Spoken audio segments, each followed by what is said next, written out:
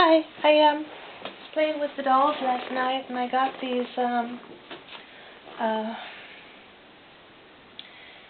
boas that I bought a few days back, and I cut the pink one in half. And when I was at the quilt show, there was a scrapbooking booth that had these different types of glues on sale. One was fabric and one was foil.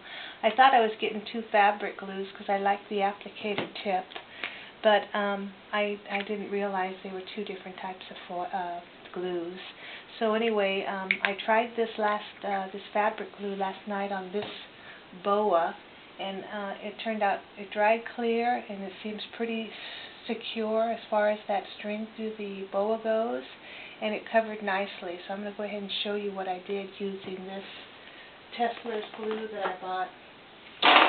Oops. They have a website, but I looked on them, and they don't sell this glue online. I guess they only do it at their craft shows, but they go all over the country. It says machine washable and dryable. It's not that I'll ever be using this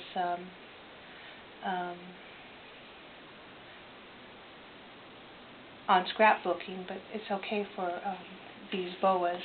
Okay, so anyway, I'm going to go ahead and I'm going to cut this string off that I did just like I did on the last boa, and I hope you can see this. I'll get as close as I can. So I cut that string off. I guess, I don't know how boas usually come, but that was the way this one did.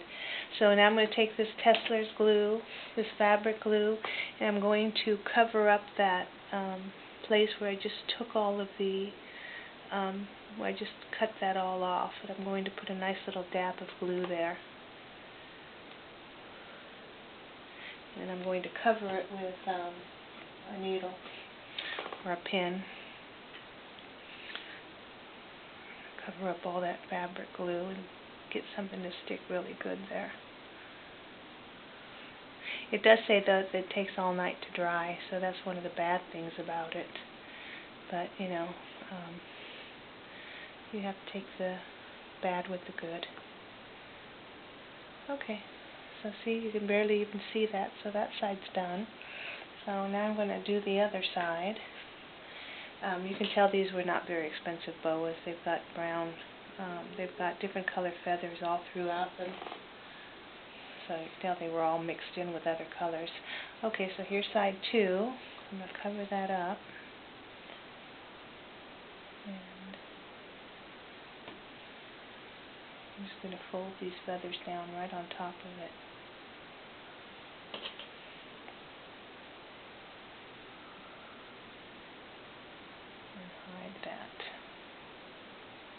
Hide that cut edge.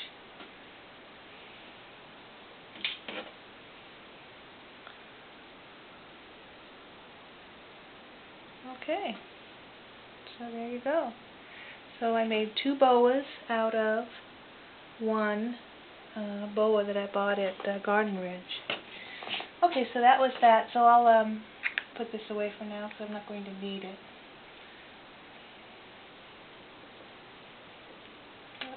There's a little plastic thing that the top's supposed to fit on. There we go. Okay, another thing I got at the quilt show was a rose maker. I'm not going to do that video now, but I do have the pattern to make these fabric roses out of fabric.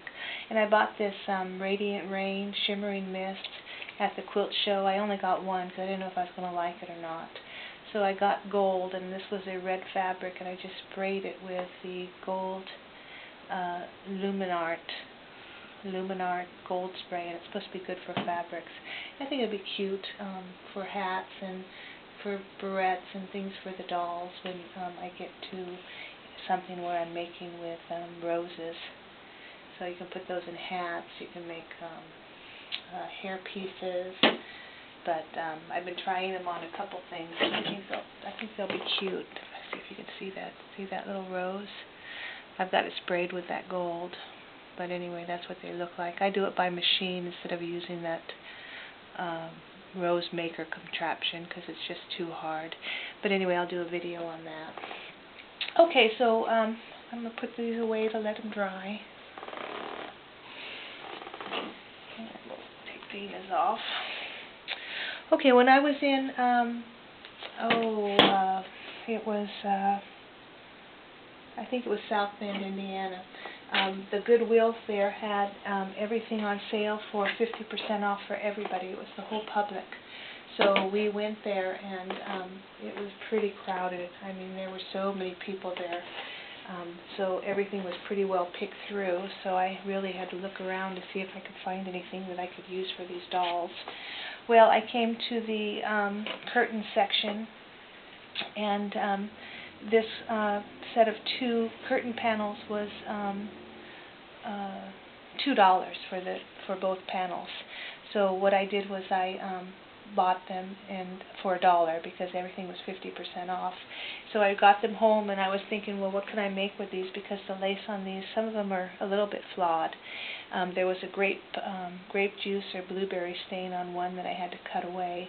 But what I ended up doing was, so far I started with this. This was the first blouse I made out of this muslin. It was just a trial, and I put little buttons down the front, and I found some lace that was pretty close to this lace to put around the bottom of this blouse, but I haven't got a skirt for her yet.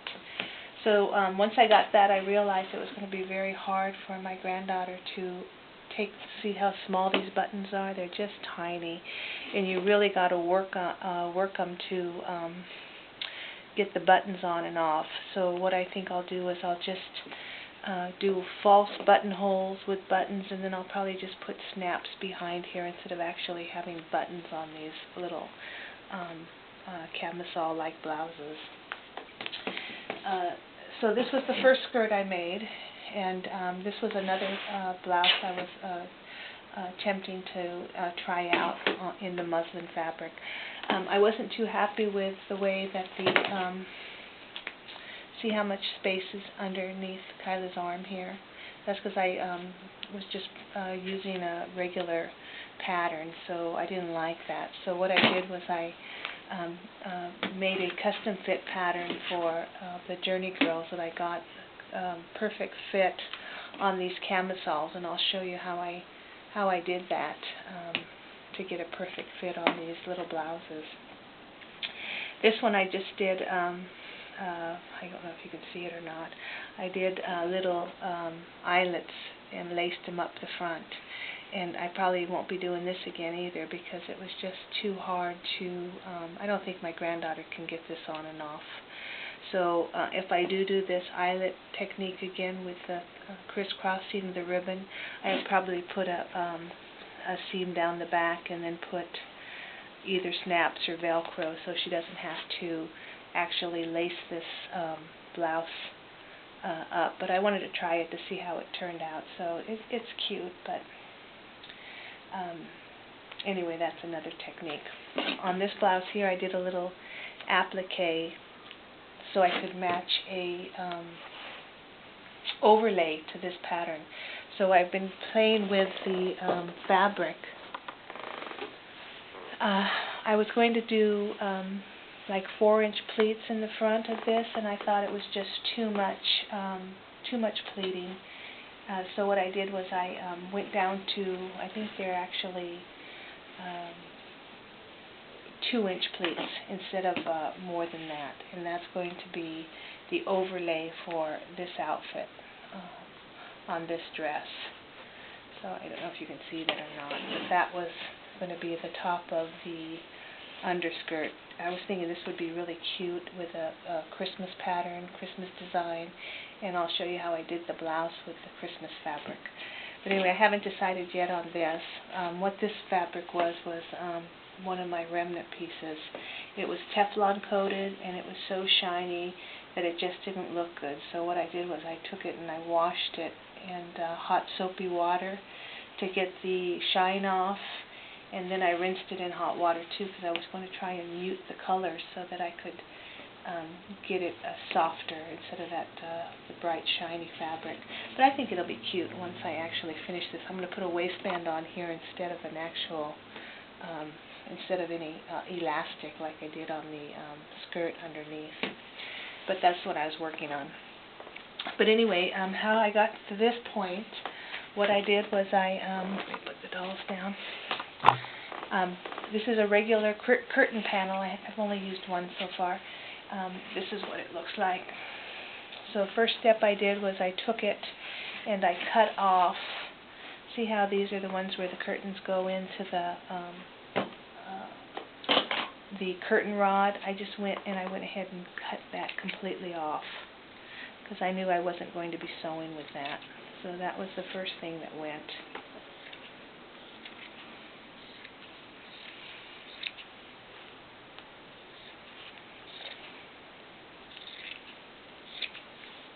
I just threw it away because I thought I'd never use it for anything. So that went into the trash can. Step 2, this was JCPenney's. I looked to see if they're still available, but they're not. So it says it's cotton. It's 50% cotton and 50% polyester. And that's all it said. It didn't have a name brand or anything on it. Just JCPenney. Okay, so this fabric right here I'm not going to use either, so I'm going to cut the side trim off.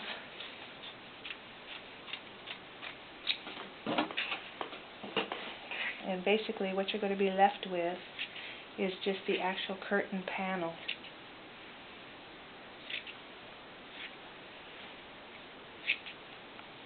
So once you have a piece of pattern like this or a curtain panel like this, you want to check the lace. Like I told you, that one spot of lace was all out of shape.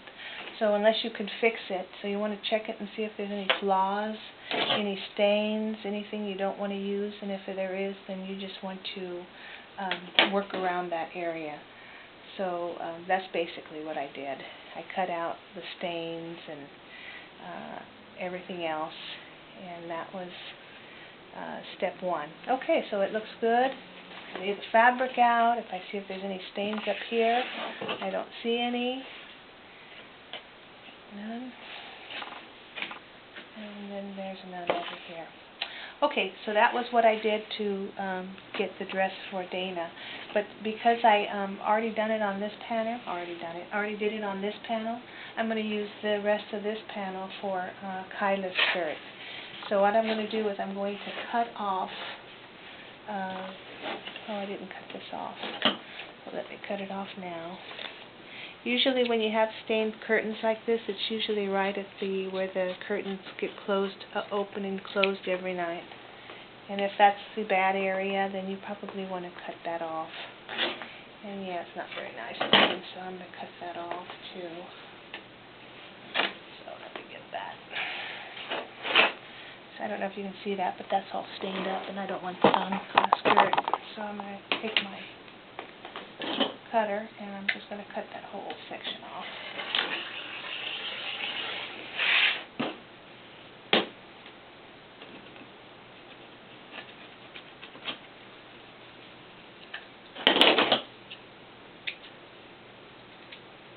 Okay, so that's going in the trash can. Yep, couldn't fix it.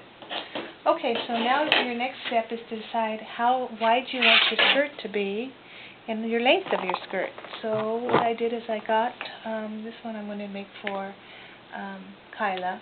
So I'm going to make her, I don't want a long skirt since I already have a long skirt on Kyla, on the other one. So I'm going to put this up to my doll and decide what length I want that second skirt to be. And I'm thinking I want it to be a maxi, just right underneath the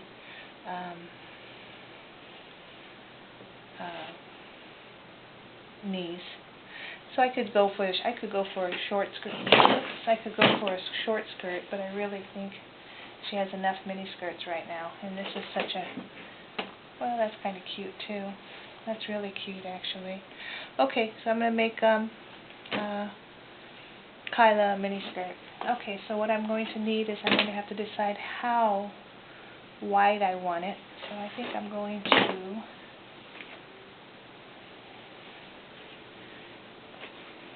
use this side and save this for the maxi. Okay, so I'm going to put my ruler and I'm going to add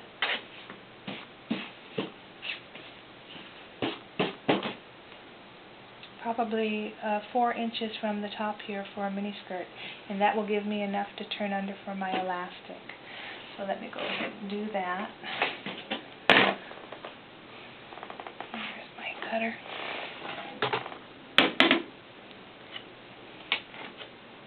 So 3 inches will give me a inch turn in for the elastic. I think that would be good. I think that would be a cute mini skirt. And then I'll save that panel down there for the maxi. So what you want to do is you want to line that up to the edge and then just make a cut.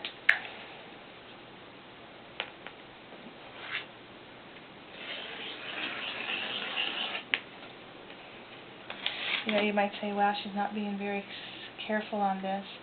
But, you know, it's not like it's cost me an arm and a leg. I paid 50 cents for this piece. So I'm not going to cry if it doesn't come out perfect or if I'm not happy with it. So let me cut this end off.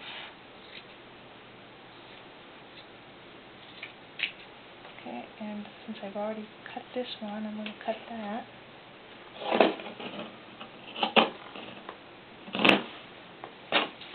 Okay, so I'm ready to make a mini skirt out of this piece of fabric. So let's put Kyla back up here and see what it will look like.